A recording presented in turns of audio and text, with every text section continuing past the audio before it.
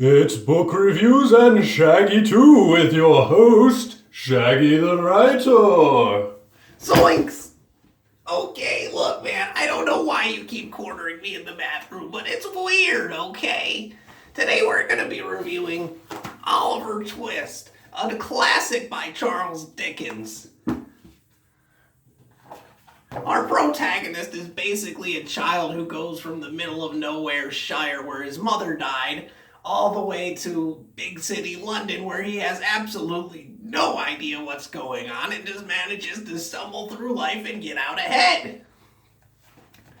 Our major underlying themes are classism, criminality, individualism, fate versus free will, AntiSemitism, and the major failures in bureaucracy that make up a great deal of this character sheet right here.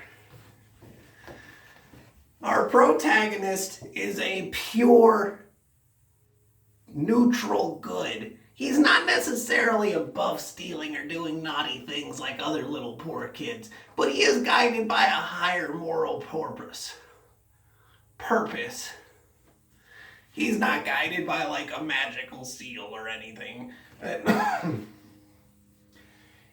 In his quest, he runs into Jack, the Artful Dodger, who basically teaches him everything there is to know about robbing people with Master Charley Bates. Master Bates. Oh my God, Dickens. We have to give it up for some of the chaotic evil in this book that's caused by Bill Sikes, who is a protege originally of Fagin the Jew, quote unquote. I told you anti-Semitism was a thing here. But he turned out to be an absolute evil mass murderer. Or at least he killed a woman that was closest to him, Nancy. One thing I have to say about this book is that even though it's pretty easy to follow and he gives you a lot of cool hints and clues about things along the way, there's a lot of really dark, sad moments. Even Bullseye, Bill Sikes' dog, goes out like kind of a chump, and it's sad. Now, I will say this, the times that you laugh and the uplifting message would make this more of a tragic comedy than a tragedy. Oliver's half-brother eventually becomes the solution to all of his problems. We're not going to point out his name on here, but it's something to do with a Leaford.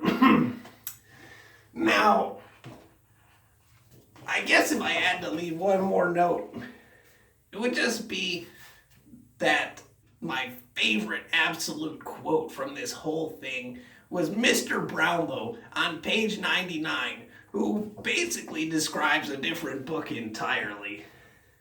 He says, and I quote, "There are books of which the backs and covers are by and far the best parts. But even though this has magnificent illustration on it, I will say that the interior of this book is the absolute best part. A fairly difficult read, but an awesome book that has stood the test of time and space." So, for all of us here at FO, I'm Shaggy the writer.